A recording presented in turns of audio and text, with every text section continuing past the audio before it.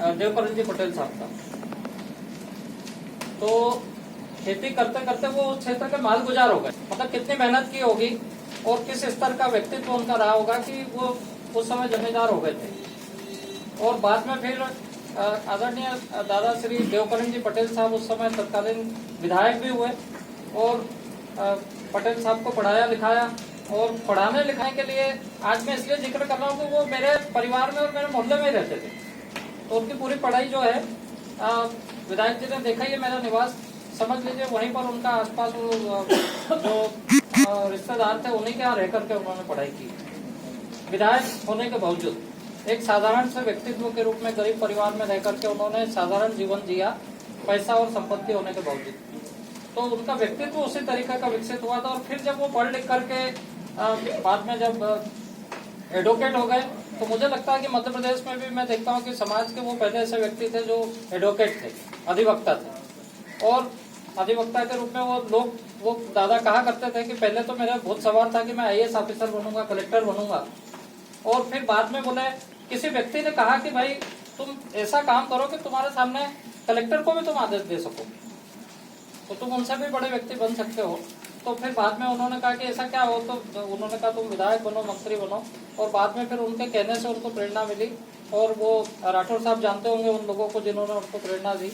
और फिर वो विधायक के रूप में चुने गए, हमारे जनप्रतिनिधि के रूप में। और फिर कई विभागों के मंत्री रहे, स्कूल शिक्षा मंत्री, राजस्व मंत्री, वन मंत्री, अनुसूचित जाति जनजाति कल्याण मंत्री। और मंत्री पद पर रहते हुए उन्होंने कई ऐसे कानूनी, विधानसभा में जो है कई कानून ऐसे बनवाए, कई कानूनों में ऐसा परिवर्तन करवाया कि जो कमजोर वर्गों के हितों के लिए और सभी पिछड़ा वर्ग या महिला वर्ग जो है, बच्चे हैं, उन सभी के लिए अलग अलग कानूनों, ऐसे मजबूत कानून बनाए और ऐसी योजनाएं बनाई कि लोग उनका लाभ लेकर के आज एक अच्छी स्थिति में पहुंच गए।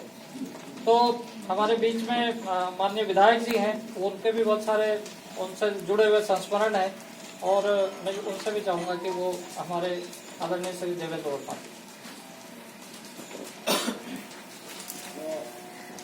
लोकाकुल बंधुओं, जैसा कि सभी को दुखद समाचार प्राप्त हुआ, जनसंघ से लेकर भारतीय जनता पार्टी तक